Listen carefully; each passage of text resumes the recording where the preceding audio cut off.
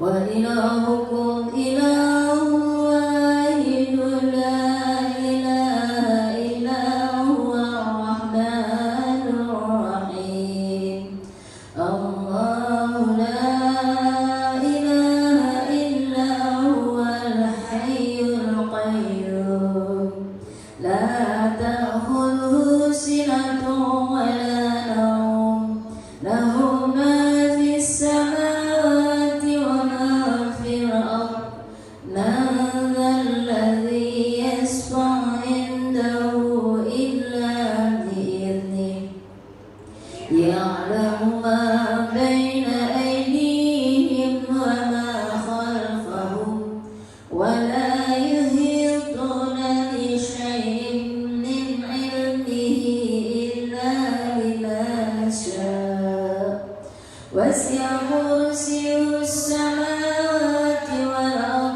ولا يئوده حفظهما وهو العلي العظيم لله ما في السماوات وما في الأرض وإن تبدوا ما في أنفسكم أو تخفوه يحاسبكم به الله فيغفر لمن يشاء ويعذب من يشاء والله على كل شيء قدير آمن الرسول بما أنزل إليه من ربه والمؤمنون كل آمن بالله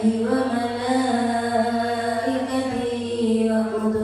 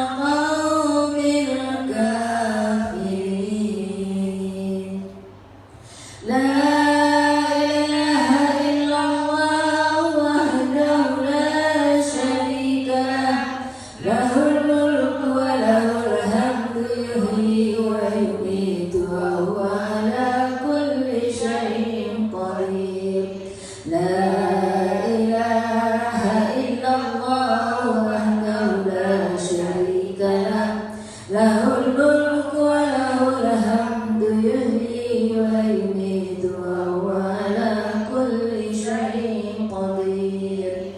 La ilaha illallah wahdahu la syarika lah, lahul mulku wa lahul hamdu yuhyi wa yumiitu wa huwa ala kulli syai'in qadir. Subhanallahi walhamdulillahi wa la ilaha illallah wallahu akbar. Subhanallahi walhamdulillahi wa la ilaha illallah wallahu akbar. Subhanallahi walhamdulillahi wa la ilaha illallah wallahu akbar. Subhanallahi wa bihamdihi subhanallahil azim. Subhanallahi wa bihamdihi subhanallahil azim. Subhanallahi wa bihamdihi subhanallahil azim. Rabbana ighfir lana wa tub 'alaina innaka antat tawwabur rahim. Rabbana ighfir lana wa tub 'alaina innaka antat tawwabur rahim.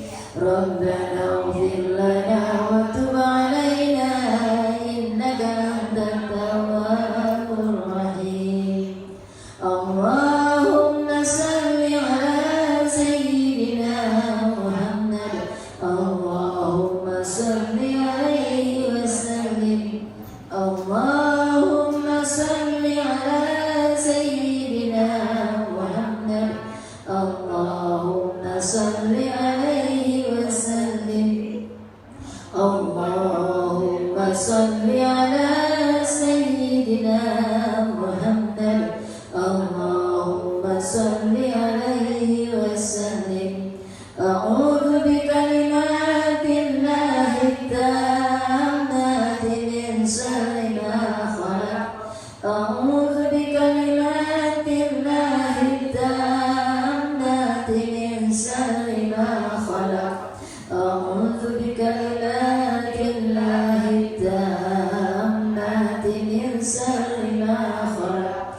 Bismillahilladzi la yadurru ma'a ismihi syai'un fil ardi wa la fis samaa'i wa huwas samii'ul 'aliim.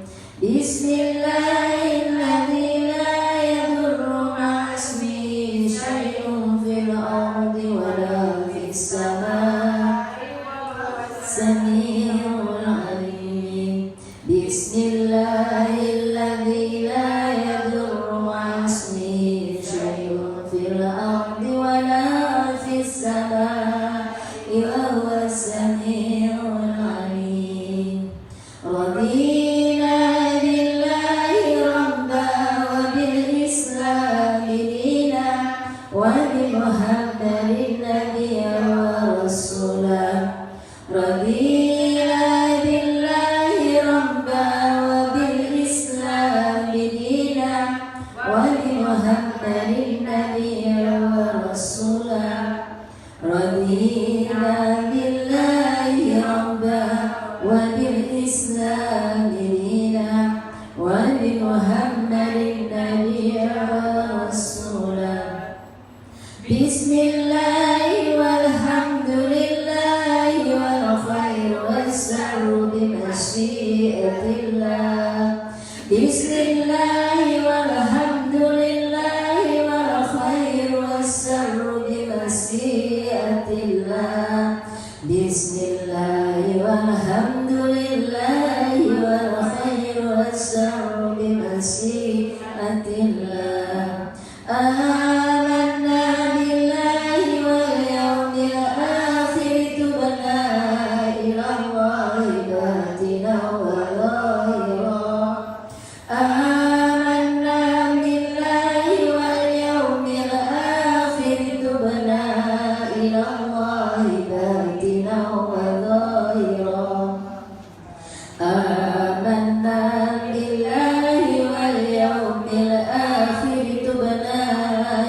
وغائباتنا وظاهرا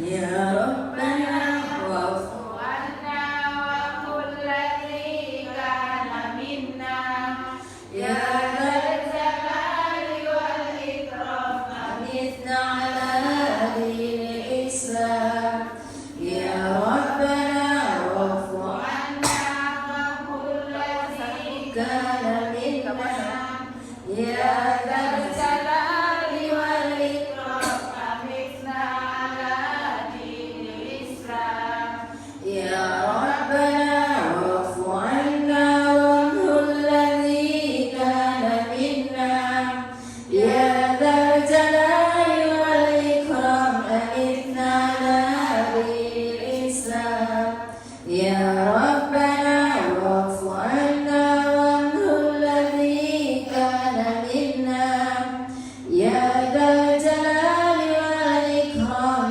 أمتنا على دين الإسلام يا ربنا واعف عنا وعنه الذي كان منا يا ذا الجلال والإكرام أمتنا على دين الإسلام يا ربنا واعف عنا وعنه الذي كان منا يا ذا الجلال والإكرام أمتنا على دين الإسلام يا قوي يا متين افرس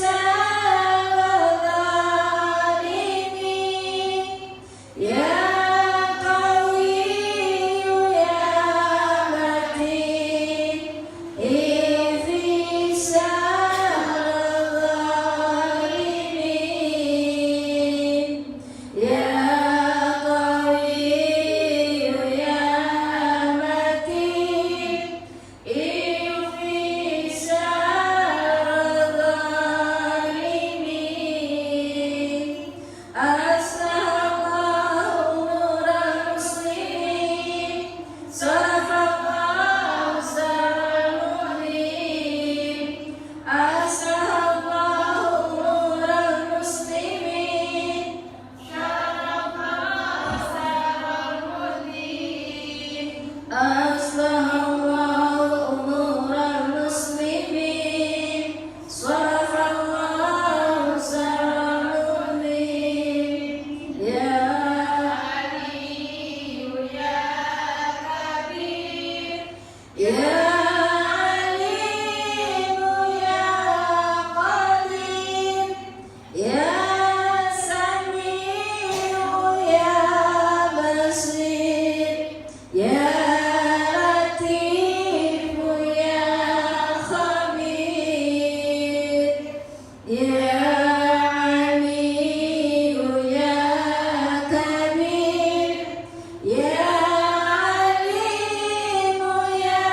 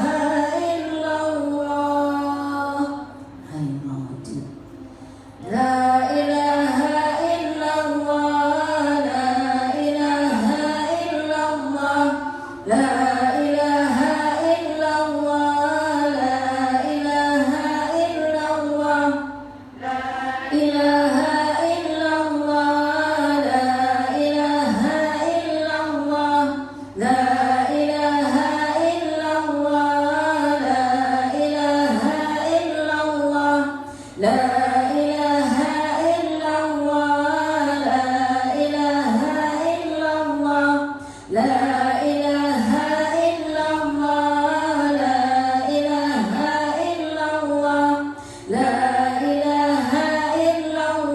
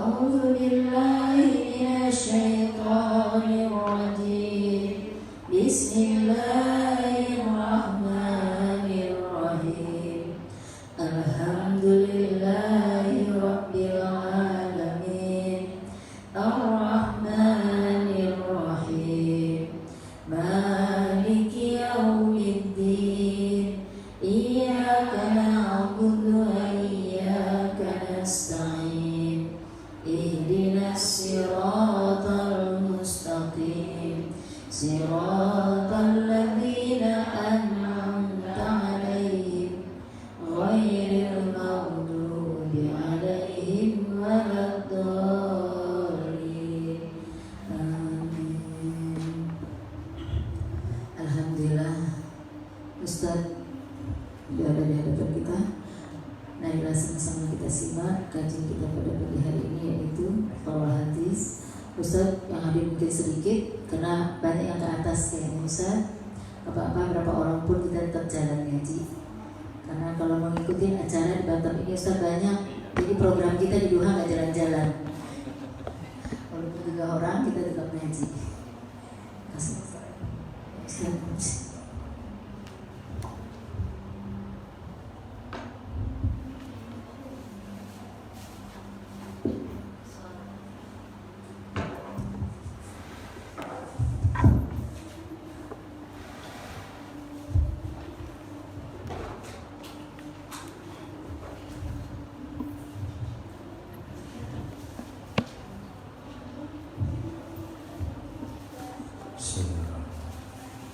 Assalamualaikum warahmatullahi wabarakatuh. Alhamdulillah, wassalatu wassalamu ala rasulillah Sayyidina wa maulana Muhammadin bin Abdillah wa ala alihi wa ashabihi wa mawala la harati Nabi Mustafa Sayyidina Muhammadin sallallahu alaihi wasallam wa ala alihi wa ashabihi wa azwajihi wa dhurriyyatihi wa ahlibatihi al-kiram syai'un lillahi lahu wa lahumul Fatihah. A'udzu billahi minasyaitonir rajim. Bismillahirrahmanirrahim.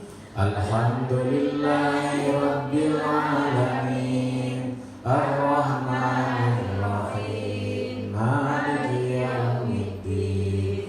Iyyaka na'budu wa iyyaka nasta'in. Ihdinas siratal mustaqim. Siratal ladzina an'amta 'alaihim ghairil maghdubi 'alaihim waladdallin.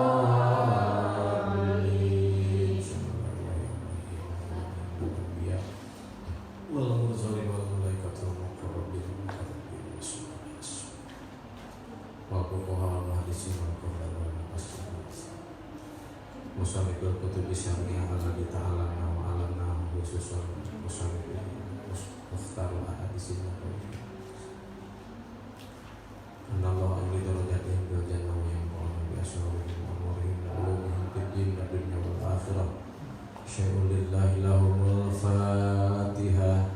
A'udzu billahi minasyaitonir rajim. Bismillahirrahmanirrahim. Alhamdulillahi rabbil alamin.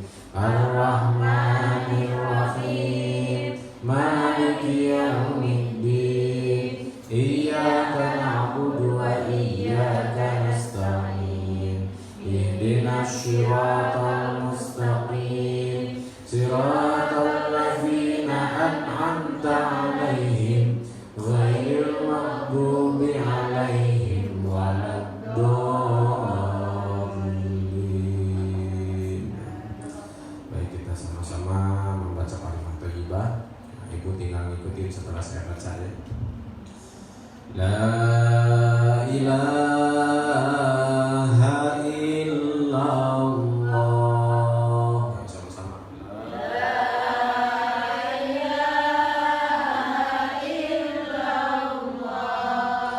La mawjuda illallah.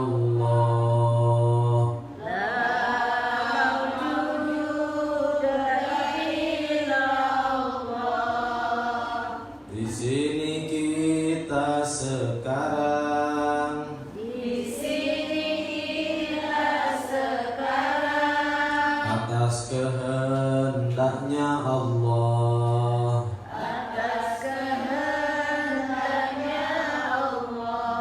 La ilaha illallah.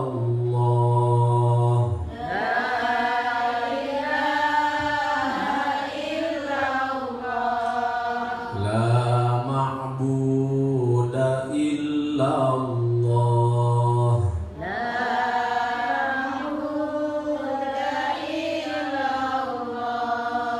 Di sini kita sekarang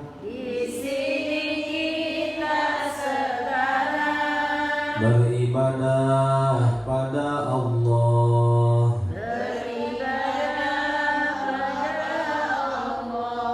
La ilaha illallah.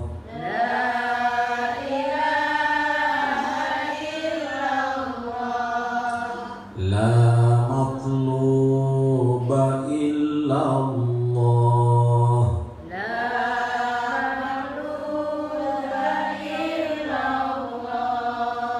Di sini kita sekarang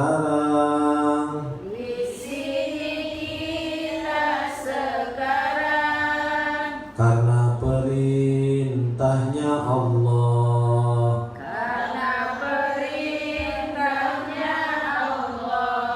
La ilaha illallah.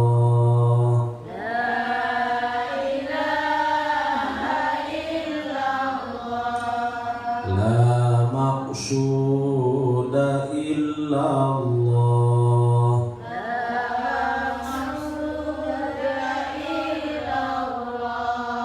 Di sini kita sekarang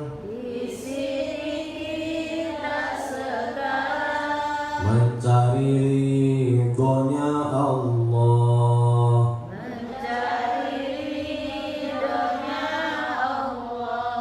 Bismillahi tawakkalna ala Allah. La haula wa la quwwata illa billah.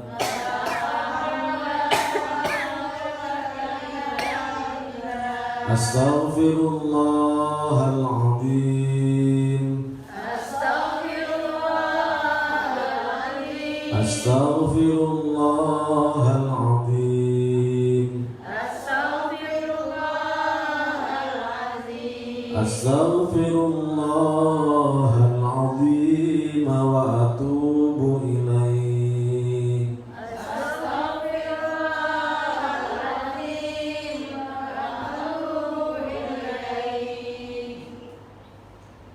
Alhamdulillah,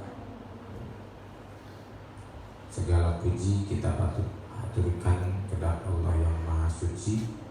Kita haturkan kepada Allah yang Maha Ghafur. Pagi hari ini kita masih diberikan panjang umur, diberikan kesehatan, diberikan keluangan waktu. Allah golongkan kita orang-orang yang diringankan langkahnya untuk hadir di majlis. Mudah-mudahan kehadiran kita mendapatkan keridhaan dari Allah Subhanahu wa Ta'ala.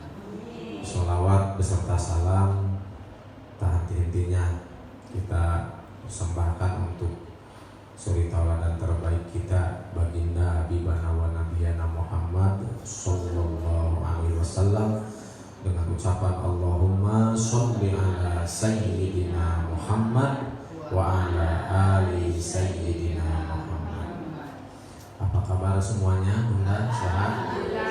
Alhamdulillah ya. Luar biasa kita dalam kesempatan seperti ini. Biasanya kepengennya malah jalan-jalan ataupun apa ya di hari libur, tapi alhamdulillah kita nggak seperti itu. Kita dikirakan oleh Allah untuk lebih mengenal, memperdalam ilmu agama.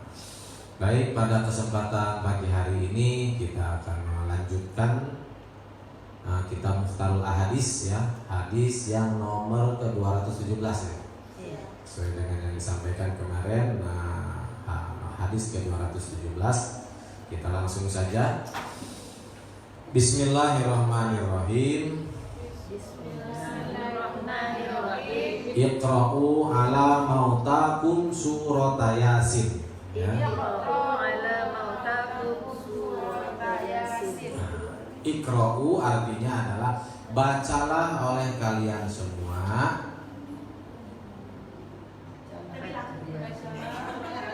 Kenapa? Enggak. Ini bukan sholawat, bukan bacaan Al-Quran. Kita memaknai aja.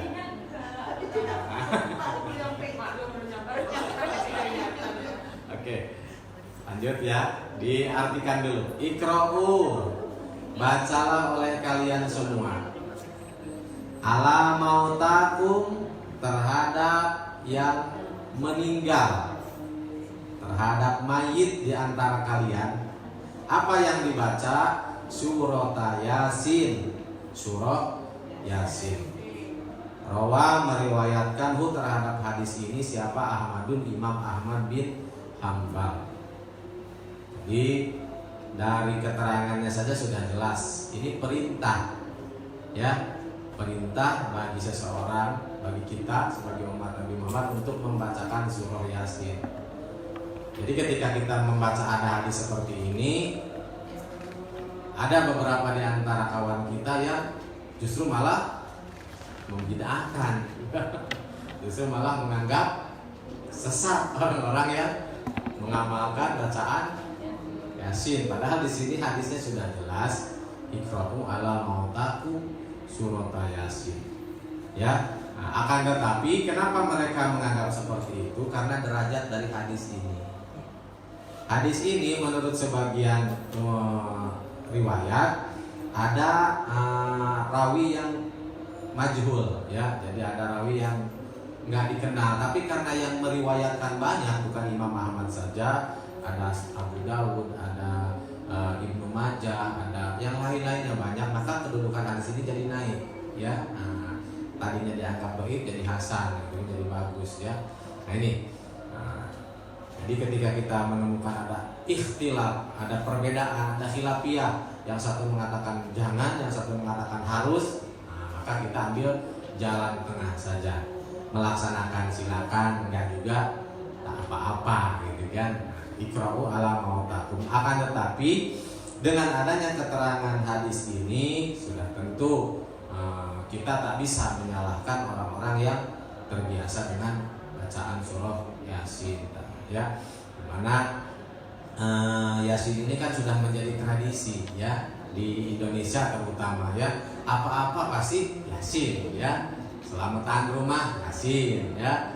Tahlilan Yasin, ada selamatan anak bayi lah itu Yasin yang dibaca, ya. Nah, ini. Nah, maka oleh karena itu perlu kita tahu apa sih sebenarnya surah Yasin itu, ya. Surah Yasin ini adalah qalbul Quran, hatinya Al-Quran, itu surah Yasin, ya. Jadi di dalam Al-Quran itu kan ada jantungnya, ada ininya. Nah, kalau dilarikan ke anggota tubuh itu, Yasin itu adalah qalbunya, hatinya. Segala kejadian yang ada di anggota tubuh kita tergantung hati kita. Hati kita bagus, maka anggota tubuh yang lain akan bagus. Hati kita jelek, kalau kesananya ikut jelek. Maka seperti itu juga gambaran surah Yasin, ya. Nah, dimana di sini para ulama berbeda pendapat. Apakah bacaan Al-Quran yang kita baca untuk mayit ini sampai atau tidak, ya? Karena kita sering mendengar dari sebelah itu bahwa bacaan itu tidak sampai itu, tapi sampai saat ini belum ada yang mengembalikan, ya. Dari kantor pos ke saya belum ada yang mengembalikan pengiriman Fatihah sama kiriman Yasin, ya. Maka kita tak usah ini, kalau kita sudah terbiasa lanjutkan, ya. Karena sesungguhnya ini anjuran dari Rasulullah ala mautakum, terhadap mayit. Di sini tidak dibahasakan sebelum meninggal, sesudah meninggal, atau saat akan meninggal, tidak dibahasakan seperti itu. Ini bahasanya kalimat umum. Kalau dibahasakan dengan kalimat fi'il baru ketahuan. bacakan surah Yasin kepada yang sudah meninggal. Itu ketahuan kan yang sudah. Ini kan mauta di sini umum. Dia bisa sebelum, sesudah, atau sedang, gitu kan. Nah, ini. Jadi di sini membaca surah Yasin tidaklah berarti harus sebelum meninggalnya atau sesudah meninggalnya, dimanapun jadi ya.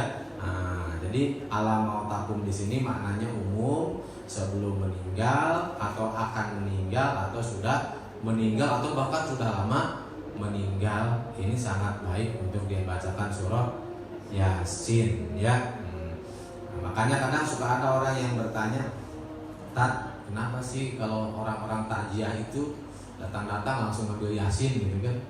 Datang ngambil Yasin langsung baca kan. Kita kan kalau takziah ke orang yang meninggal kan begitu ya. Sudah tersedia surah Yasin di situ ya. Nah, sebenarnya sebelum kita menjawab kenapa harus baca surah Yasin, perlu kita mengetahui dulu takziah itu apa gitu kan. Takziah ini kalau di dalam bahasa secara arti ininya, takziah itu adalah mendorong. Mendorong dalam artian bahwa ketika kita datang ke orang yang kemalangan, yang kena musibah, yang kena yang ada yang meninggal, maka di situ kita harus mendorong supaya amal-amal mayit ini dibicarakan. Ya, amal-amal baik yang pernah dilakukan oleh si mayit ini tolong dibicarakan. Ya, dalam artian bahwa di situ kita membicarakan kebaikan mayit, tak boleh kita membicarakan kejelekan mayit. Ya, tak boleh ya. Karena arti takziah itu sendiri memunculkan kebaikan gitu kan, mendorong sebuah kebaikan. Maka ketika kita datang ke situ, tolong yang dibicarakan yang baik-baiknya saja, yang tidak baiknya jangan dibicarakan ya. Jangan sampai kita hidup jadi bahan omongan orang, sudah mati pun digunjing orang. Nah, ini kan rugi kan. Inilah makanya takziah itu dianjurkan membicarakan yang baik-baik saja. Makanya kadang kita sering dengar kan kalau orang sudah menyalati, langsung imamnya menghadap ke jamaah, saksikan ini orang baik kan, baik katanya gitu kan. Nah, ini adalah bentuk-bentuk sebagai dorongan dari kita kepada mayit ya, supaya mereka husnul khotimah. Karena Allah itu berada pada prasangka hambanya. Ana bidoni abdi, kata Allah, aku ada pada prasangka hambaku. Kalau hamba mengira baik, maka aku akan berikan kebaikan. Maka disitulah ya. Nah, jangan sampai sekali lagi, jangan sampai hidup seseorang itu dibicarakan orang lain terus, pas giliran mati juga, meninggal juga digunjing lagi. Kan banyak kan kita coba kita perhatikan, kalau kita berbicara tentang Abu Jahal, Abu Lahab, apa yang kita gunjingkan? Kejelekannya kan. Dengar Fir'aun, apa yang dijadikan nih? Kejelekannya. Ini jangan sampai seperti itu, walaupun dia seorang yang kurang bagus gitu, kita tetaplah kita bungkam aja, ustur wayubana, tutupi aibnya ya. Nah ini itu diantaranya. Kemudian tujuan takziah datang sebelum kita di situ dibacakan surah Yasin adalah mendorong keluarga yang masih hidup ya, dari orang yang meninggal tadi, keluarganya masih ada, dengan kata-kata agar dia terhibur ya. Nah, itu ya. Maka ketika kita tak sanggup untuk berbicara yang baik-baik menghibur keluarganya, kemudian juga tak sanggup tak bisa kita membicarakan kebaikan-kebaikan jamaah, sebaik-baik perkataan apa? Sebaik-baik bacaan apa? Al-Quran. Maka ya udah, menghibur nggak bisa, membicarakan kebaikan mayit kita nggak tahu kebaikannya, udah bacaan aja, baca sesuatu yang terbaik. Sesuatu yang terbaik bacaan apa? Al-Quran. Ketika disuruh baca hatam Al-Quran, saya nggak hafal 30 juz Ustaz, hafalnya cuma surah Yasin. Ya udah Yasin aja gitu kan. Yasin nggak bisa, ya udahlah Ummul Quran, induknya Al-Quran, Al-Fatihah. Al-Fatihah nggak bisa, sekalian aja kalian innalillahi gitu kan. Itu ya, jadi di situ lah. Makanya di sini dianjurkan oleh Rasul, iqra'u ala mautakum surata Yasin, itu ya. Nah, intinya supaya dengan surah Yasin ini di dalam keterangan yang lain di Musnad Ahmad bin Hambal, di situ dijelaskan bahwa idza quri'at indal mayyit khufifa anhu biha. Seandainya baca Yasin ini diperdengarkan di samping mayit yang akan meninggal, khuffifa anhu biha, maka akan diringankan ketika dia menghadapi sakaratul maut, ya. Nah, disinilah. Jadi khuffifa anhu biha, diringankan sakaratul maut. Yang dianjurkan emang yang lainnya, yakni lakinu mautakum bila ilaha illallah. Yang dianjurkan adalah itu.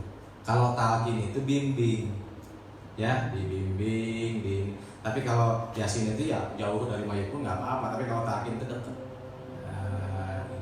itu dibimbing, namanya talqin, ya, membimbing.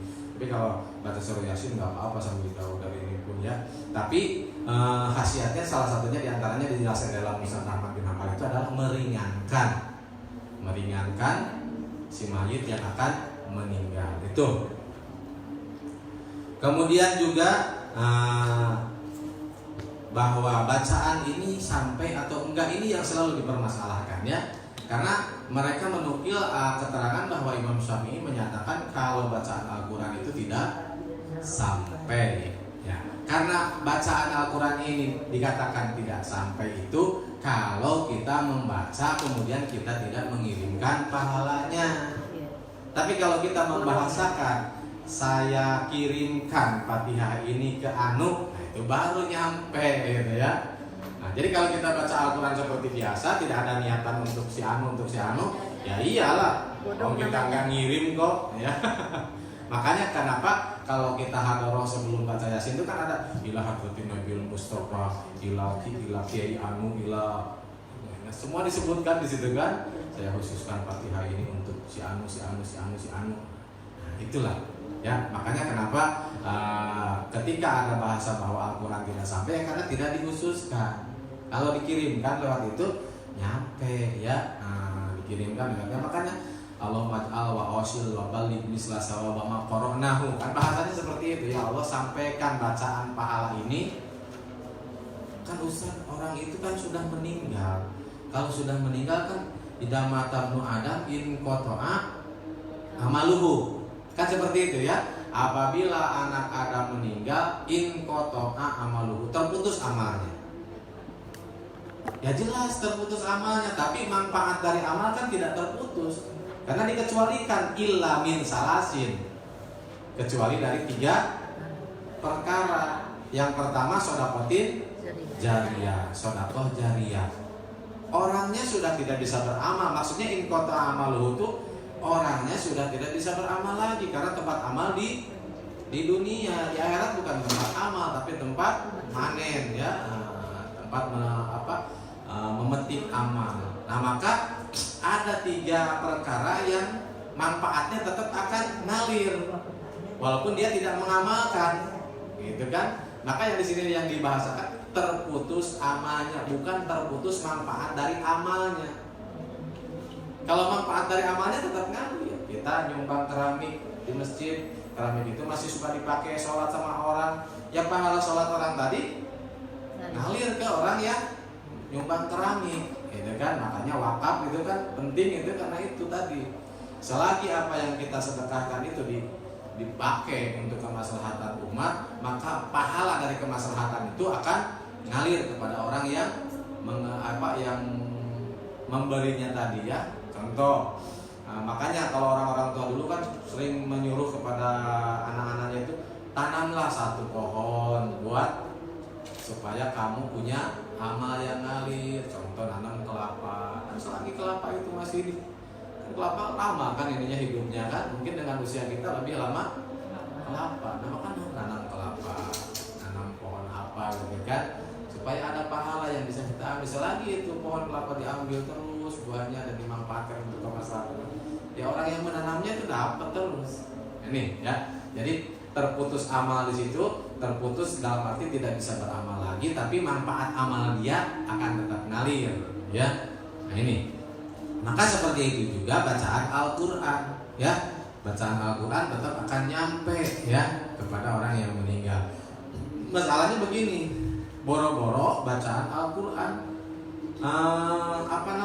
pohon kelapa kurma yang basah aja itu bisa meringankan azab siksa kubur. Satu hari Rasulullah lewat di kuburan. Di kuburan itu kemudian Rasul terhenti. Ya Rasul, kenapa engkau berhenti? Aku mendengar 2 orang di dalam kuburan ini lagi disiksa. Yang satu disiksa karena tidak suka bersih-bersih badan, yang satu disiksa karena kotor hati. Ya, dalam arti tidak bisa bersih badan, tidak mengenal bab toharoh, tidak ngerti cebok, tidak ngerti ini ya, istinja, tidak paham itu. Yang satu disiksa karena kotor hati, punya sifat dolim, hasud, ya, iri, dengki. Nah, kemudian kata Rasul, ya sahabatku, carilah kelapa kurma yang masih basah. Dicarikan, kemudian Rasul tancapkan di situ. Ya Rasul, ini untuk apa? Mudah-mudahan tasbihnya pelepah kurma ini bisa meringankan beban si mayit tadi. Ini tasbihnya bisa meringankan beban, apalagi bacaan Al-Quran. Itu pohon kan, pohon semua kan bertasbih di muka bumi ini kan. Pohon semua berzikir ya. Nah ini Rasul cuma untuk itu aja. Apalagi kalau Al-Quran yang disampaikan ini sebagai bukti ya, supaya ini kita tahu. Kemudian di dalam hadis lain juga, baginda Rasul menyuruh kepada para sahabat ya, bahwa untuk ketika ada orang meninggal tuh cepet-cepet mengantarkan mereka ke kuburan. Kalau mereka orang baik, mereka pengen buru-buru jumpa dengan amal baiknya. Kalau mereka orang jelek, kita sudah melepaskan orang jelek dari lingkungan kita, gitu kan? Nah ini makanya kalau mengurus mayit itu harus dipercepat, ya. Nah ini walaupun al-ajalah minas syaiton ya, itu terburu-buru itu adalah pekerjaan setan, tapi kecuali dalam urusan mayit. Urusan mayit harus disegerakan, ya. Karena itu tadi. Kemudian apa yang dikatakan oleh baginda Rasul kepada para sahabat, sesampainya nanti di kuburan, bacakan Fatihah di kepalanya, bacakan akhir surah Al-Baqarah di kakinya. Nah ini kan sebagai sebuah pertanda bahwa bacaan Al-Quran itu bermanfaat buat yang meninggal. Kalau tidak bermanfaat, ngapain Rasul menyuruh itu? Nah disitulah kita tahu. Kemudian juga sahabat Ibnu Umar pernah berpesan kepada keluarganya, seandainya jika aku meninggal, maka tolong nanti ketika aku meninggal bacakan di kepalaku awal surah Al-Baqarah, di akhir di kakiku baca akhir surah Al-Baqarah. Jadi dan di awal baca Alif Lam Mim sampai wa ulaika humul muflihun, ya. Kemudian di akhir dari lillahi ma fis samawat atau dari amanah Rasul, ya. Ada 2 riwayat, ada yang menyatakan dari lillahi ma fis samawati wa ma fil ardh, ada yang menyatakan dari amanah Rasul. Pokoknya akhir surah Al-Baqarah itu di antaranya, ya.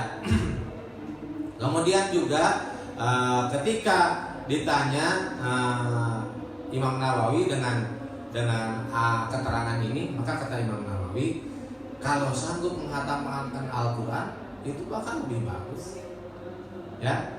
Itu kan cuma dibaca awalnya saja kan, Al-Fatihah dan Al-Baqarah. Tapi ketika ada yang nanya, gimana kalau saya hatamkan? Ya lebih bagus kalau hatam, ya. Makanya kita sering melihat ada orang menghatamkan Al-Quran di kuburan. Itu sudah diasesi oleh para ulama, tidak asal-asalan, ya. Nah itu diantaranya. Kemudian juga sering kita dipermasalahkan, kenapa sih malam Jumat itu baca Yasin? Ya, karena rata-rata kan di Indonesia ini malam Jumat baca Yasinnya, ya. Apa yang menjadi dasar dari dalil itu? Itu di dalam keterangan ada man qara'a Yasin fi lailatin asbaha maghfuran lahu. Barang siapa yang membaca surah Yasin pada satu malam. Di situ kan tidak disebutkan malam apa saja. Cuman karena kita tahu Jumat ini adalah Sayyidul Ayyam, tuannya hari dari seluruh hari, maka kita sempatkanlah Yasin itu di Sayyidul Ayyam. Jadi kalau mau baca Yasin selain malam Jumat, ya boleh, tiap hari pun boleh. Orang disuruhnya barang siapa yang membaca Yasin pada satu malam, subuh-subuh dia sudah mendapat ampunan. Nah, itu betul keutamaan surah Yasin ya. Subuh-subuh kita sudah dapat ampunan ya. Nah, makanya kenapa banyak orang mengamalkan bacaan surah Yasin ini, itu diantaranya. Kemudian juga di dalam mukadimah tafsir Ibnu Katsir di situ dijelaskan, la tuqra'u li amrin asir illa yassarahullah. Tidaklah sekali-kali surah Yasin ini dibacakan untuk sesuatu yang kamu mengalami kesulitan dalam menggapainya, illa yassarahullah, kecuali Allah akan memudahkan dengan berkahnya surah Yasin tadi. Maka dari keterangan ini kita punya problem di rumah, punya apa di rumah, baca surah Yasin. Itu ya diantaranya. Kemudian juga ada satu cerita ketika seseorang ziarah ke makam ibunya, kemudian dia baca surah Yasin. Selesai itu dia berdoa kepada Allah, ya Allah, aku tidak mengirimkan pahala ini hanya untuk ibuku saja. Aku kirimkan pahala surah Yasin ini untuk semua yang ada di pemakaman ini. Tak lama kemudian, selang beberapa hari, ada seorang ibu datang ke beliau. Ibu ini menceritakan, wahai fulan, aku semalam dalam mimpiku berjumpa dengan anakku. Anakku terlihat bahagia, dia ceria. Kemudian aku tanya, kau di dalam kubur tidak mendapatkan kesusahan? Alhamdulillah kemarin ada yang ngirim doa, ya, ngirim doa. Itu si Anu tempatnya di Anu. Jadi sama ibu itu disusul, gitu kan, nyampelah ke tempat orang yang mendoakan tadi. Ini adalah cerita fakta, ya, ceritanya. Maka disitulah ya. Kemudian juga bahwa apapun yang kita lakukan untuk orang yang sudah meninggal itu sampai didukung lagi ya, ini untuk supaya kita tidak ragu mengamalkan itu, bahwa di situ dijelaskan inna minal bir an tusolli Allahumma ma'a sholataka wa tasumu Allahumma ma'a siyamuka. Dalam satu kesempatan ada seseorang yang datang ke Rasulullah, ya Rasulullah, aku ini belum sempat berbuat kebaikan untuk kedua orang tuaku, dan aku tahu orang tuaku juga jarang ibadah, gitu kan? Maka bagaimana cara aku berbuat baik kepada orang tuaku yang sudah meninggal? Maka kemudian baginda Rasul menjawab, inna minal bir an tusolliya lahumma ma'a sholatika. Dari sebagian cara berbuat baik kamu kepada orang tuamu adalah an tusolliya lahumma, kamu sholat untuk mereka berdua. Makanya ada sholat birrul walidain, ya. Ada sholat birrul walidain. Niatnya sholat biasa aja, sholat mutlak. Tapi kita khususkan nanti di dalam doanya untuk kedua orang tua kita, ya. Kemudian watasu malahuma ma'asya mika, kamu puasa saja untuk mereka berdua, ya. Nah ini silakan ya. Jadi kalau kita mengetahui bahwa orang tua kita sudah meninggal, kemudian kita tahu mereka tidak puasa tahun kemarin, ini kita puasakan buat mereka, ya. Nah, kita tahu bahwa orang tua kita dulu nggak sholat sekian ini, kita ini kan dengan sholat kita kirimkan pahalanya ke sana, ya. Tetap tidak akan menghilangkan dosa yang sudah dilakukan oleh orang tua, tapi kemanfaatan dari apa yang kita lakukan akan dirasakan, meringankan akan dirasakan oleh orang yang meninggal tadi. Sama seperti beginilah kalau kita lari ke MLM itu kan, ya, yang punya roket ke bawah itu kan, orang yang di atasnya emang nggak kerja gitu, tapi dapat persenan dari downline kan, terus mengalir gitu kan. Nah seperti itulah juga rangkaian orang-orang yang punya ilmu, mengajarkan ilmu ke orang lain, kemudian dia meninggal, ya selagi ilmu itu diajarkan, hadir terus ya manfaat dari ilmunya itu ya. Nah, karena dari di awal kan jelas ketika terputus amalnya 3 hal saja. 3 hal itu adalah sedekah jariyah, ilmu yang bermanfaat, anak yang berbakti, dan mendoakan kedua orang tuanya. Kalau seandainya itu tidak nyampe, terus buat apa kita disuruh doa? Kan di takbir ketiga salat jenazah, Allahumma ighfir lahu warhamhu wa'afihi wa'fu, ya Allah ampuni mayit ini, ya Allah rahmati mayit ini, ya. Kalau seandainya doa-doa itu tidak sampai, terus buat apa berdoa gitu kan? Nah ini juga. Kemudian juga di Al-Quran sudah jelas Rabbana ighfir lana wa li ikhwanina alladzina sabaquna bil iman. Ya Allah, ampuni kami, ampuni saudara-saudara kami yang sudah mendahului kami dalam keadaan beriman. Maka dipaham dari ayat ini bahwa kalau masih selevel ayah mukmin, anak mukmin, cucu mukmin, maka doa secucu nyampe ke kakeknya, nyampe ke ayahnya, karena masih satu jalur seiman. Tapi kalau sudah bapaknya Kristen, anaknya Islam, maka doa si anaknya tidak akan nyambung karena sudah beda. Ini orang mukmin, ini bukan mukmin, gitu kan? Tapi kalau masih satu ini, masih satu mukmin semua, beriman semua, maka itu akan nyambung, ya. Itu diantaranya. Kemudian juga ada satu orang yang datang ke Rasulullah, ya Rasulullah, aku sih tidak diwasiati oleh orang tuaku, ya. Aku tidak diwasiati oleh orang tuaku, cuman aku pernah berikrar mau menghajikan dia.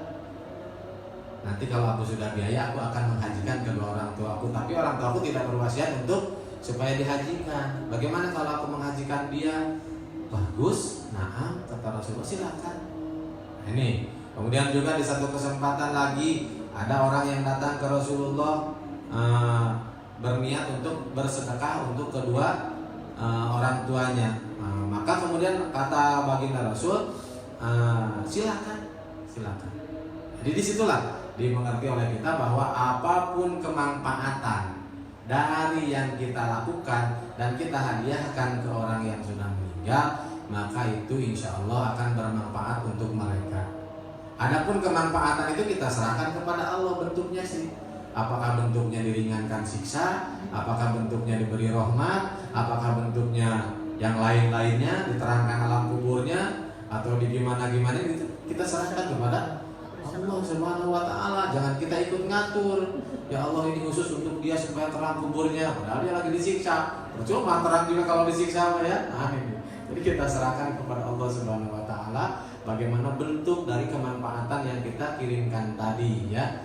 Nah, bahwa disitulah apapun yang kita bacakan untuk orang-orang yang sudah meninggal, asal kita hadiahkan, maka insya Allah sampai. Kenapa ada kaul yang menyatakan tidak sampai? Ya karena kita baca Al-Quran kemanfaatannya untuk kita.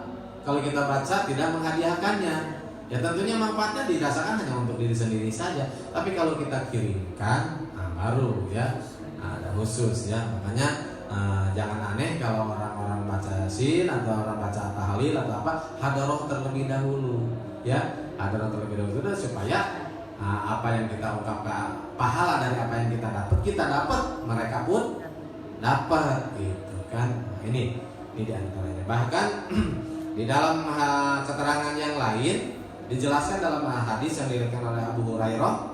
Di situ man dakhala al-maqabir summa qara'a fatihatal kitab wa qul huwallahu alhaqumut takasur. Barang siapa yang masuk ke kuburan kemudian dia membaca surah Al-Fatihah, membaca surah Al-Ikhlas, kemudian membaca Al-Hakumut Takasur, maka ahli kubur yang ada di sekitar situ akan diringankan oleh Allah siksanya, ya. Nah, di situ ya ada banyak keterangan yang menyatakan seperti itu. Kemudian secara logis pun kita ketika kita lewat kuburan kita dianjurkan ucap apa? Salam, ya. Tapi kalau sama orang tidur dianjurkan ucap salam enggak? Enggak kan? Tapi sama orang yang meninggal kita dituntut untuk baca salam. Kalau seandainya, apa bedanya orang tidur dengan orang meninggal? Sama-sama sudah tidak berfungsi kan? Pendengarannya tuh. Tapi beda. Ya, kalau orang yang sudah meninggal itu dia mendengar, tapi karena kita sudah beda alam sehingga kita tidak bisa mengetahui, tidak mendengar jawaban mereka. Kan baginda Rasul menganjurkan kalau kita nyampe ke kuburan ucapkan assalamualaikum ya ahlal kubur, assalamualaikum ya ahlad diyar, kan? Antum lana salam wa insyaallah bikum lahikun, ya. Nah, kenapa dianjurkan baca salam? Karena orang yang di kuburan itu tahu kita lewat, orang yang di kuburan itu hafal Ya, orang yang dikuburkan itu mendengar. Ya, kalau seandainya tidak mendengar, buat apa kita disyariatkan untuk baca salam? Ya, nah, maka disitulah ya. Nah, sekali lagi dari keterangan hadis ini, ikra'u ala mautakum surat Yasin, bacakan kepada yang meninggal di antara kalian surah Yasin. Ini umum, ya, umum dalam artian mau sebelum meninggal, mau akan meninggal, atau mau sesudah meninggal, maka dianjurkan dibacakan surah Yasin. Itu intinya di situ ya. Baik, sebelum kita dilanjutkan ke hadis berikutnya, barangkali ada yang mau ditanyakan. Silakan.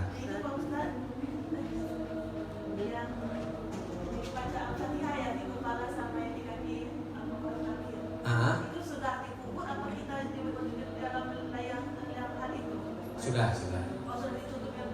ditutup, boleh, sebelumnya pun boleh. Karena kan bahasanya meninggal. Kan mau sebelum dikubur, mau sesudah dikubur pun orang sudah meninggal ya. Terus kalau ziarah bisa. Nah, jadi ketika kita ziarah ke kuburan, ya kita lakukan itu. Banyak ya. Nah, makanya karena banyaknya keterangan ini, kemudian para ulama menyusun satu bacaan namanya tahlil, gitu kan? Dimana di situ disusun Al-Huwallah, Falaq Binas, ayat kursi, nyambung ke ini, semuanya ada keterangannya. Disusunlah jadi satu bacaan namanya bacaan tahlil, gitu kan? Mami saya, mami kalau ada itu nenek ya. Kami panggil nenek itu mami. Mami saya itu meninggal, terus paman saya menganjurkan anak muridnya itu untuk membaca Al-Quran selama 7 malam tanpa putus. Itu bagaimana? Itu masih kecil kebetulan. Paman saya itu punya pesantren. Kata paman saya itu bacakan baca Al-Quran di kuburan mami saya ini selama 7 malam tak boleh putus. Itu bagaimana itu, Bos? Nggak apa-apa, silakan, nggak apa-apa ya. Cuman jangan dijadikan bahwa itu sebuah hukum wajib, sunnah, makruh, jangan. Kita cuma mau ngambil manfaat dari bacaan kita. Karena yang namanya bid'ah itu kan bukan hukum. Kalau bukan hukum berarti statusnya tergantung apa yang kita perbuat. Kalau perbuatan itu bagus, ya mirip-mirip sunnah. Kalau perbuatan itu tidak bagus, ya mirip-mirip makruh, haram, gitu kan, dan lain sebagainya. Gitu. Karena kalau kita membahas tentang bid'ah itu bukan hukum, ya, bukan hukum, tapi nanti apa yang kita lakukan lebih cenderung kemana ini? Lebih cenderung ke sunnah, ke wajib, atau ke makruh. Tapi kita tidak boleh menghukumi perkara yang kita perbuat itu statusnya apa, gitu, tak boleh. Umpamanya kita wajib hukumnya tahlil, tak boleh, ya, karena tidak ada dari soalnya itu diwajibkan, gitu kan. Nah, akan tetapi ketika kita merasa bahwa itu sangat diperlukan untuk kedua orang tua kita, ya udah kita kerjakan seolah-olah itu adalah perkara yang wajib, gitu kan, karena manfaatnya begitu banyak buat kita, gitu kan, seperti itu. Jadi ketika kita menemukan ada beberapa kegiatan di wilayah-wilayah kita yang mungkin satu sama lain berbeda caranya, berbeda teorinya, ya nggak apa-apa. Selagi yang kita baca itu adalah Al-Quran, pasti sampai. Kecuali kalau kita bacanya Quran, itu bid'ah adalah. Ya Allah, sampaikan bacaan Quran saya ini pada mayit. Nah, mungkin ya sampai. Karena yang dibaca bukan Al-Quran tapi Quran. Nah, itu. Ya. Jadi kembali ke pertanyaan tadi, itu silakan. Tapi jangan kemudian jadi sebuah keyakinan kalau tidak berturut-turut 7 hari. Itu tidak boleh. Punya pendapat seperti itu tidak boleh itu, ya. Itu yang menghukumi bid'ah. Hah? Itulah yang disebut bid'ah kayak gitu. Menganggap itu adalah suatu keharusan, gitu kan? Nah, tetapi itu hanya sebuah pilihan. Manfaatnya kan akan kita rasakan sendiri. Ya, jangan kemudian kita menyimpulkan ini wajib, ini nggak boleh seperti itu. Kalau dari sananya nggak ada kepastian. Kecuali kalau dari sananya sudah dipastikan ini wajib, contoh seperti sholat 5 waktu, ini haram, contoh seperti dilarang mencurikan, itu kan sudah pasti. Kalau sesuatu yang tidak pasti, jangan kemudian kita menjadikan hukum di situ, ya. Oke. Mas, masalah talqin tadi Ustaz, kan itu mentalkin itu membisikkan kepada orang yang mau meninggal. Biasanya kan la ilaha illallah. Iya. Nah, kita kan takut terputus kalimat itu. Mana sebaiknya dengan Allah atau Oh gitu. Jadi kalau terputus la ilaha jadi artinya tidak ada Tuhan. Ilallahnya nggak sempat terucap gitu kan. Tapi dianjurkan memang di dalam keterangan hadisnya la ilaha illallah. Ya kalau belum bisa dia baru la ilaha terus sambungkan terus sama kita illallah. Ya kan? Ucapkan ke dianya illallah biar mereka bisa mengucap ya. Nah, jadi tetap artinya la ilaha illallah, nggak usah diganti dengan yang lain, nggak usah diganti dengan masya Allah, subhanallah. Walaupun di situ ada lafaz Allah karena dari hadisnya la ilaha illallah talqin itu ya bentuknya.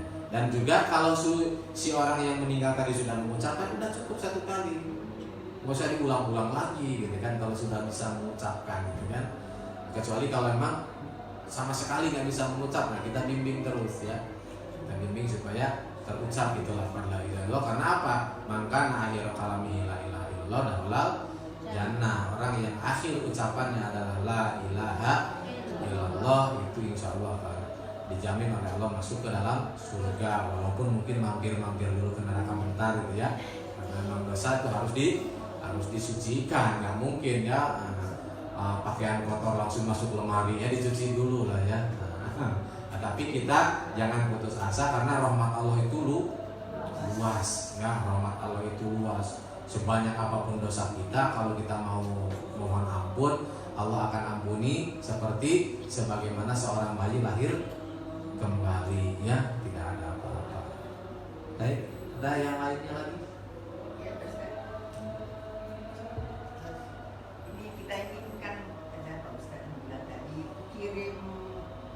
Puasa gitu.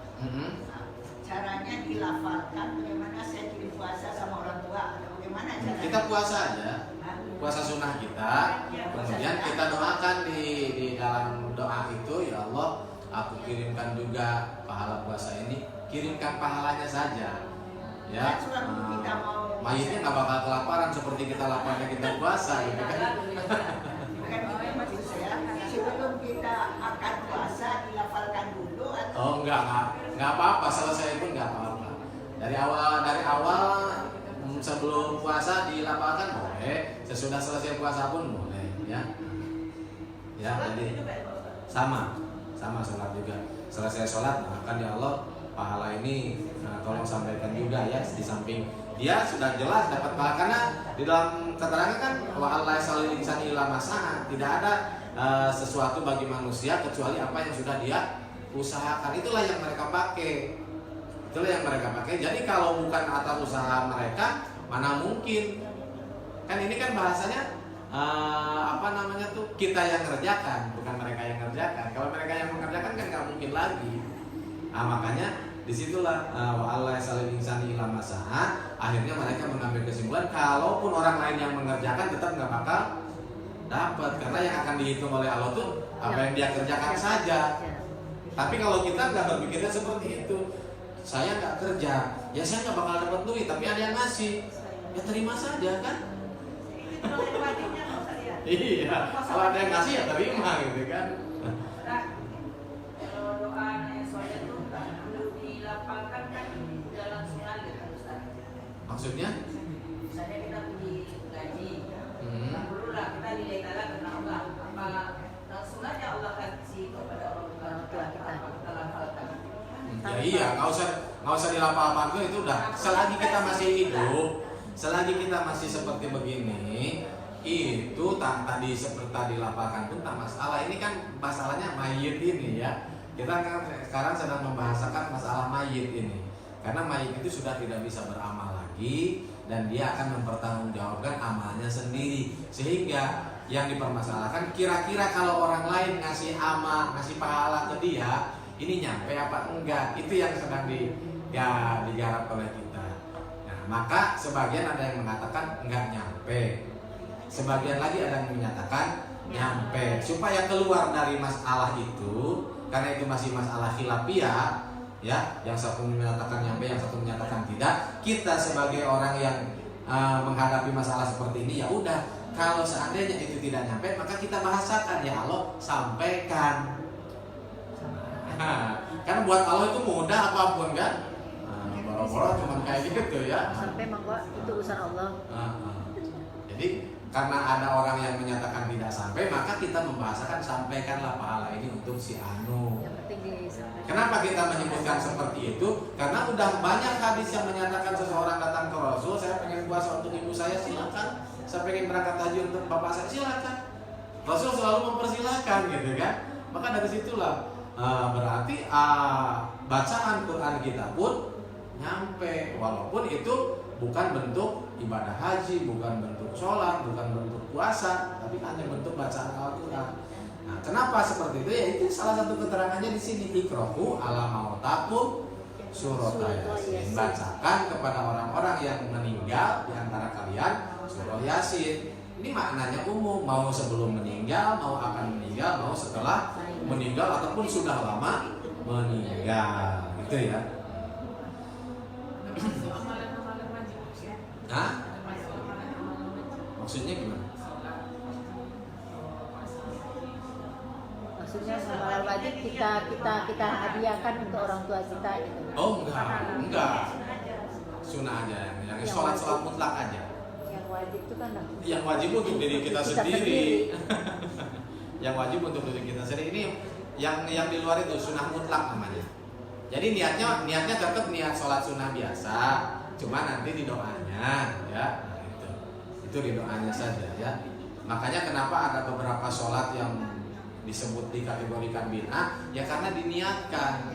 Kalau diniatkan ya iya, tidak ada contoh. Tapi kalau kita niat sholat biasa dengan jumlah sekian, ya itu tidak masalah. Contoh sholat sopar, ya. Contoh lagi sholat nisfu Sa'ban. Contoh lagi sholat rojab. Itu kalau niatnya niat sholat rojab ya bid'ah gitu kan. Karena tidak ada keterangannya. Tapi kalau kita niat sholat biasa, kemudian mengikuti anjuran para ulama, jumlahnya sekian rakaat, 100 rakaat umpamanya nih, sholat rojab 100 rakaat. Jangan niat saya sholat sunnah rojab, jangan niat saya sholat sunnah. Udah gitu aja, tapi jumlah rakaatnya 100 gitu ya, karena itu pernah dialami oleh para ulama. Karena dengan melaksanakan sekian ratus itu akan ada sesuatu yang kita rasakan gitu kan. Karena itu kan disebutnya namanya mujarobat. Mujarobat itu pernah diteliti, pernah dijalani ya. Nah ini ketika sudah pernah diteliti, pernah dijalani dan nasihatnya pernah kita rasakan, apa salahnya kita ngikutin mereka? Tapi jangan membahasakan sesuatu yang memang dari sononya nggak ada contohnya. Kalau sholat secara umum kan contohnya udah jelas ada, tapi membahasakan bahwa itu adalah sholat bulan Rajab, sementara mencari hadis sholat bulan Rajab nggak ketemu, itu namanya bid'ah gitu kan. Jadi istilahnya bid'ah ini istilah pohon besar, ini rantingnya inilah yang boleh kita laksanakan. Tapi kalau pohon besarnya ya itu seperti yang wajib, yang haram, itulah yang tidak boleh. Ya Ustaz ya. Iya, yang sudah dalil qot'i tak bisa diubah-ubah, tapi yang tidak qot'i itu dikembalikan kepada umat, ya, dikembalikan kepada umat. Kalau sholat 5 waktu sudah qot'i, tak bisa kita menambah jadi 6 atau dikurangi jadi 4 karena sudah qot'i. Tapi kalau giliran gotong royong, kemudian jumlah sedekah, ya, nggak ada ketentuan dari sononya. Jumlah sedekah paling rendah 1000, paling atas 1 juta, nggak ada kan keterangannya. Atau bentuknya kayak gimana. Makanya kenapa di kita sering jumpai 4 bulan bikin ketupat disalahin. Ya kan sedekah mau pakai ketupat, mau pakai apapun terserah, gitu kan. Tapi kalau ada orang yang nggak bikin ketupat, malah bikin lontong gitu, ya jangan disalahin juga gitu kan. Itu hanya sebuah cara, kayak adanya tahlil itu tidak ada dari sononya. Cuman cara kita untuk menyampaikan bacaan ini ya di situ, di waktu itu gitu, selama 7 hari, selama 40 hari, itu hanya sebagai cara. Memang tidak ada dari sononya, tidak ada gitu kan.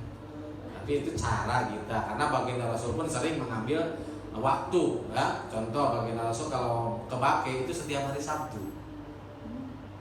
Nah, berarti dari situ dapat diartikan bahwa boleh kita memakai waktu-waktu tertentu untuk beramal, ya. Nah, karena Rasul pun sering melakukan hal seperti itu. Rasul terbiasa kepakai itu di hari Sabtu, di hari Sabtu jarang. Nah, ini mengindikasikan kepada umatnya pun boleh mengambil waktu-waktu tertentu untuk melakukan aktivitas yang bernilai ibadah, gitu kan. Itu dia. Oke, lanjut ke satu hadis lagi ya. Bismillahirrahmanirrahim. Aqallu ma yujadu fi akhir zaman dirhamun halalun au akhun yuthaqu bih. Aqallu ma, nggak usah diikuti. Biasa aja diikutin. Kalau tafsir ya ngikut ya. Kalau ini aja dimaknai aja. Kalau Ustaz lama kali keluar suara.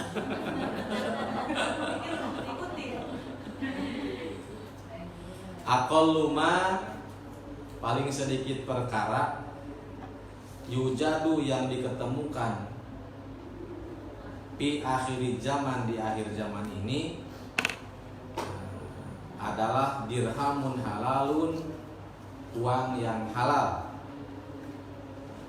au akhun, atau saudara, yusaku, yang bisa dipercaya bihi, beserta akhun tadi, ya.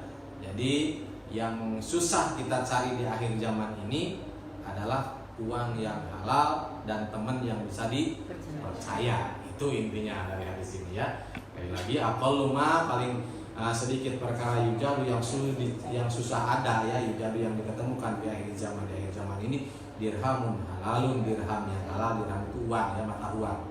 Au akhun yusaku bihi, atau saudara yang bisa dipercaya. Rawa, meriwayatkan terhadap hadis siapa? Ibnu Asakir, Imam Ibnu Asakir, an Ibnu Umar, sampai sanadnya kepada Ibnu Umar, dan Ibnu Umar mendapatkan dari Rasulullah Sallallahu Alaihi Wasallam.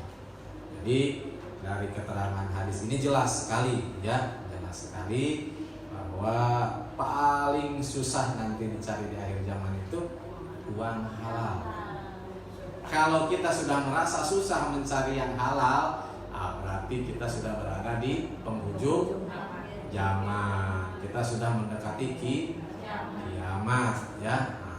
Dan kita sudah rasakan ya hari ini, ya. Kita sudah merasakan hari ini perputaran uang kan pasti dari bank, dan bank itu adalah riba. Di situlah, ya. Kalau kita nggak pakai pun kayaknya nggak bisa. Kita seolah-olah berada di satu pusaran yang nggak memungkinkan. Kita harus ikut pusaran tadi.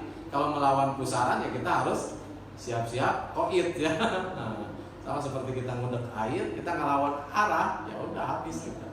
Jadi kita ikut di situ, ya. Nah, maka yang paling susah dicari di akhir zaman ini adalah dirhamun halalun, uang, ya. Karena hidup itu harus serba uang. Ada uang abang di, ada uang abang di, tiganya, ya. ada duit abangku japit, ya. Nggak ada duit aku lari terbirit birit. Aduh, ada dolar abang silakan tidur di kamar, nggak ada dolar sono tidur di luar, ya. Ada pulus abang pulus, nggak ada pulus apa coba? Cintaku mampus, ya, hangus. Jadi itulah uang, ya, uang yang menentukan kehidupan kita, gerak ekonomi kita. Nah, kalau kita sudah sulit menemukan uang halal, pertanda kita berada di akhir zaman, dan itu sudah kita rasakan di zaman kita ini, ya. Begitu sulitnya kita menemukan mana, membedakan mana riba, mana bukan riba aja sulit sekarang ini, ya. Makanya fatwa-fatwa yang keluar tuh bingung. Yang satu fatwa ini riba katanya nggak boleh, yang satu lagi boleh kok katanya, yang satu ini macam-macam, ya. Dirhamun halalun, memang uang yang halal ini paling sulit, ya. Nah, sehingga sering muncul bahasa yang tidak bagus, ya. Yang apa? Yang haram aja susah, halal. Sering muncul bahasa seperti itu akhirnya, kan? Karena saking sulitnya kita mendapatkan dirhamun halalun. Sebaik-baik pekerjaan itu adalah bercocok tanam. Tapi sekarang kan dunia sudah bergeser dari agrobisnis ke industri ya. Bahkan sekarang sudah ke digital. Namanya juga sudah milenial. Itu ya. Udah serba pembayaran aja sudah nggak pakai akad lagi. Padahal di dalam tuntunannya baginda Rasul mengajarkan harus pakai akad. Saya jual, saya beli. Sekarang pakai online. Apa ada bahasa seperti itu? Iya, benar. Jadi berarti yang online itu Nah itulah. terjebak dah. Jadi disitulah kita bingungnya tuh. Makanya susah nyari dirham yang halal. Karena dari cara kita bertransaksi aja sudah melanggar aturan, gitu kan? Harusnya ada akad, nggak ada akad, ya. Ada sistem delivery, ya, sistem macam-macam zaman sekarang ini kan. Itu ya, dirhamun halalun, ya. Maka berusahalah untuk tetap menjalankan sesuai dengan kaidah agama. Secanggih apapun apa yang kita dapatkan hari ini, tolong kalau dalam bertransaksi akad itu diucapkan, ya. Minimal ketika online pun chatting nyampe ke sana lisan ngucapin saya jual, gitu kan. Yang sana nggak nyaut, kita ketahui orangnya. Saya sering online nih jadi galau ini. Makanya korbannya. Apa-apa online Ustaz ini, aduh. Nanti ada beberapa ulama yang kita buka ulama kontemporer karena fikih ini kan istilah tuh luas. Kalau fikih ini kan sifatnya melamun. Nanti kalau begini gimana? Kalau begini gimana? Disesuaikan dengan zaman yang berkembang. Nah, kita serahkanlah ke orang-orang yang ahli di bidang itu gimana hukumnya online ini, gitu kan? Tapi kalau menurut saya ya intinya online ini adalah bagian dari akhir zaman, ya. Kita sulit mencari uang yang halal karena kita sudah banyak meninggalkan kaidah-kaidah yang diatur oleh Rasul. Akan tidak ada, kemudian segala macam, gitu kan. Dalam menjalankan uang pun kita nggak tahu ini nyimpan salah, nggak nyimpan juga salah, kan? Disitulah dilema, gitu kan. Jadi sekali lagi intinya adalah ketika kita sudah menjumpai di akhir zaman sulit mencari uang yang halal, berarti kita sudah mendekati hari kiamat, ya. Yang kedua, au akhun yuthaku bihi. Kita sulit mencari teman, kerabat, saudara yang bisa dipercaya, ya. Inilah yang disebut dengan politik, ya. Dalam politik itu tidak ada teman yang sejati, juga tidak ada musuh yang abadi, ya. Itu sulit kita mencari saudara yang bisa dipercaya, ya, di zaman akhir ini. Bahkan Rasulullah sudah diberi gambaran oleh Allah ketika Isra Mi'raj, kan? Ketika Isra Mi'raj, Rasul menemukan ada orang yang diberi ngangkat kayu bakar nggak kuat, turunin, buka ikatannya, bukannya dikurangi malah ditambah, gitu kan. Udah gitu nggak bisa ngangkat, dibuka lagi, bukannya dikurangin, ditambah lagi. Banyak orang-orang yang nggak amanah, gitu kan. Nah disitulah udah jelas jadi RW aja nggak kepake, pengen jadi lurah, gitu kan. Udah nggak kepake jadi bupati, pengen calon gubernur, kayak gitu. Nah, kemudian juga kita pun sulit menemukan kawan yang benar-benar bisa dipercaya, ya. Kawan bisa dipercaya karena itu tadi semakin kita mengacu kepada akhir zaman, di situ di dalam ayat surah apa ya, saya lupa lagi nama surahnya. Di situ dijelaskan ketika kalian sering dikasih peringatan oleh aku, tapi kemudian kalian tidak pedulikan, aku akan bukakan untuk kalian semuanya. Maksudnya gimana? Zaman dulu kan, sebelum ada televisi, kita kan rajin ya di mushola, rajin ngaji, habis maghrib itu pada ngaji semua, ya. Zaman kecil itu, ya.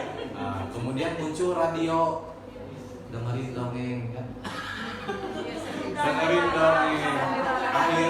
Akhirnya ngaji itu mulai hilang.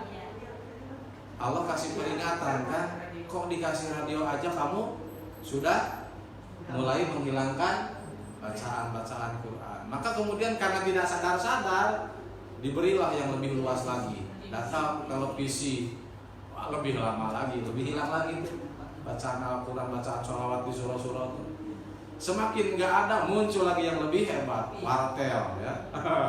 Dulu kan kalau mojok di wartel aja ya. Zamannya wartel dulu ya. Kemudian kesininya muncul HP. Setelah HP muncul lagi Android ya, lebih ini lagi, lebih terbuka lagi. Tapi ketika apa? Akhadnahum baghtatan fa'idahum mublisun di dalam ujung ayat itu. Tapi ingatlah, ketika aku turunkan siksa, maka semua akan terkaget-kaget. Terkaget-kaget karena iya ya, ternyata aku main HP ini udah 24 jam, baca Quran belum? Gitu kan? Ya. Ketika Allah bersiksa, semua akan terkaget-kaget gitu kan? Karena itu tadi diberi peringatan malah nggak digubris. Akhirnya Allah bukakan semuanya sampai sekarang Pak. Makin terbuka ini makin akhir tuh. Karena banyak orang yang tidak sadar-sadar gitu kan? Semakin tidak sadar itu semakin Allah membukakan semuanya untuk kita. Ya, akan tetapi itu namanya istidraj. Istidraj itu contoh seperti orang nggak pernah kerja dikasih gaji, kan harusnya mikir, kok nggak kerja dikasih gaji, harusnya kan mikir gitu kan. Ini malah bahagia, oh saya aja nggak sholat duit banyak, harusnya mikir gitu kan. Dikasih seperti itu ya.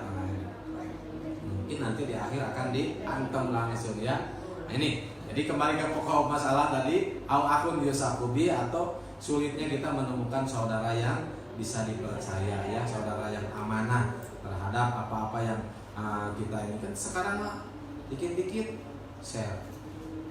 Untuk durhaka zaman sekarang nggak susah. Kalau dulu kan mau durhaka tuh harus ngumpul dulu, ngerumpi, ada kacang, ada ini apa permen. Sekarang sendirian aja bisa bermaksiat kita. Kita dengan sendirian aja gini, dosa kita udah numpuk. Ya Allah. Kalau zaman dulu kan mau dosa tuh harus ngumpul dulu kan.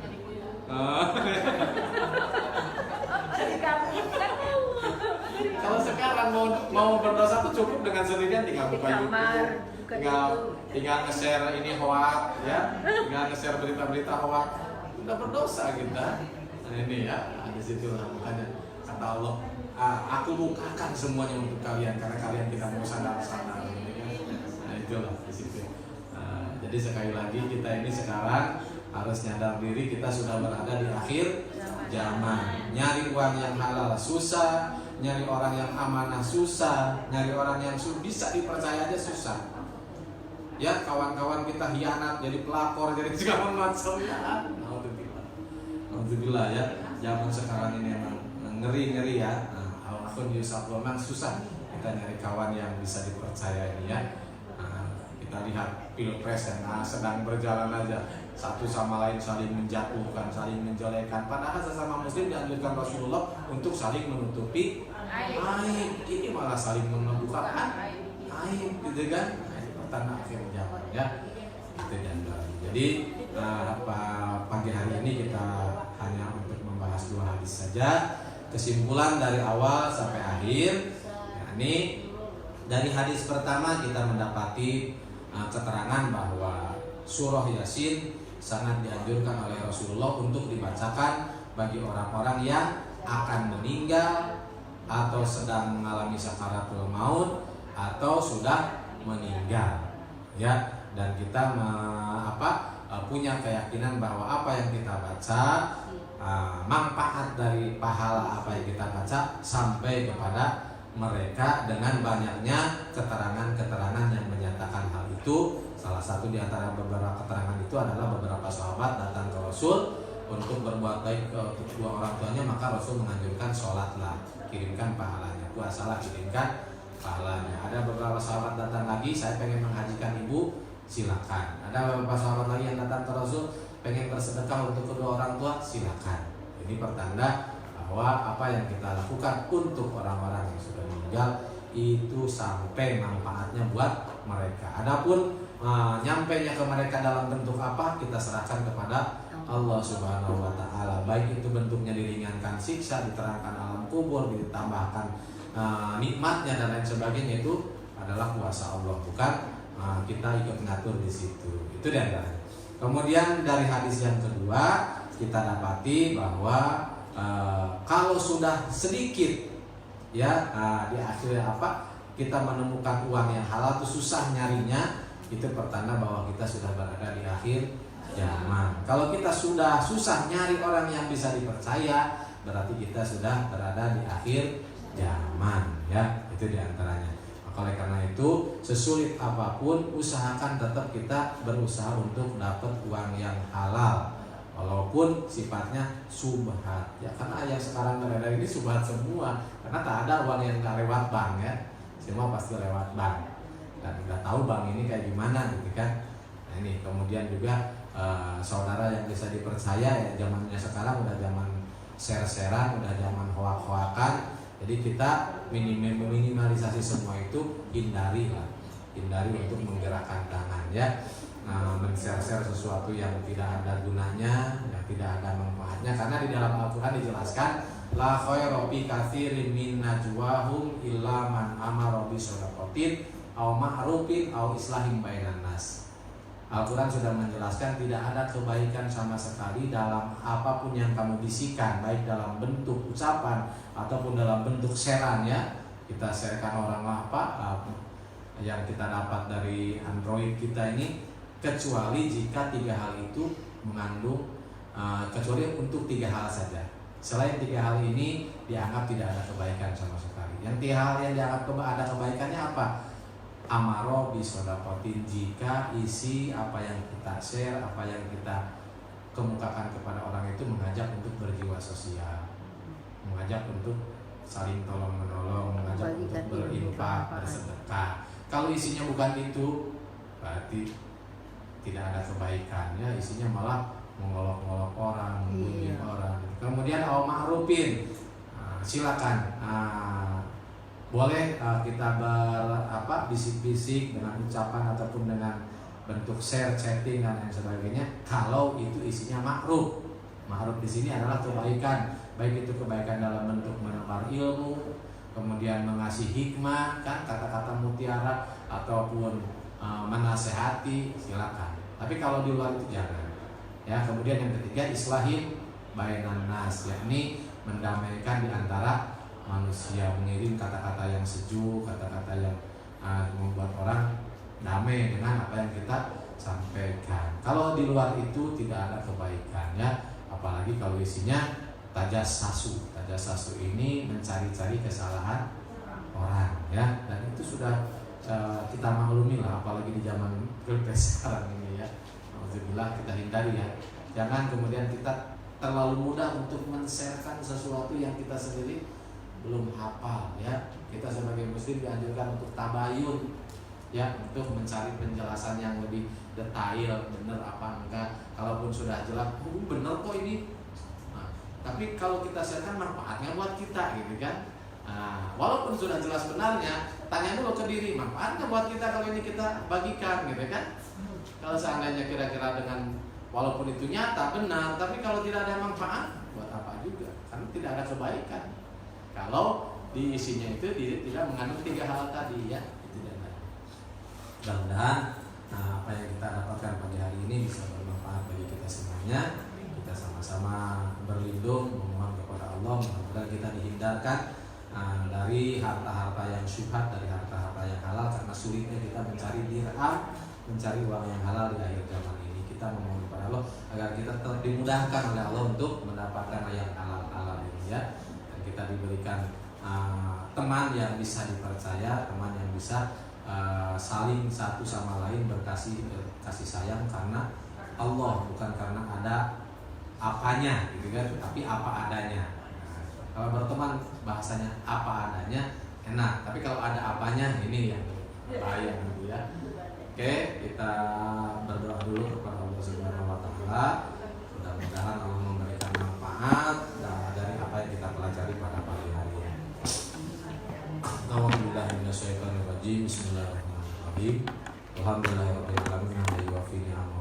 izidah ya rabbana lakal hamdu kama yanbaghi li jalali wajhika wa 'azimi sultanik.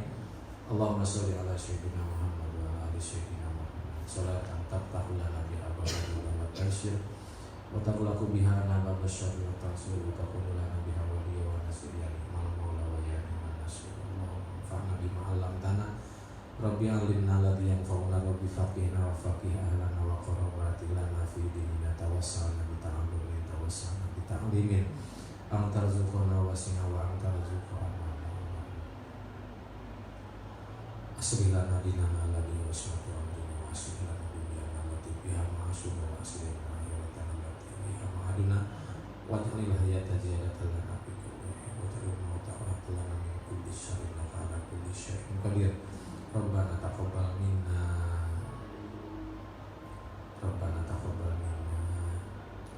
Rabbana taqabbal innaka antas samiul alim wa tub 'alaina innaka antat tawwabur rahim. Wa sallallahu ala khairi khalqi Muhammad wa ala alihi wa sahbihi wasallam. Subhana rabbika rabbil izzati amma yasifun. Wassalamun ala mursalin walhamdulillahi rabbil alamin. Taqabbalallahu minkum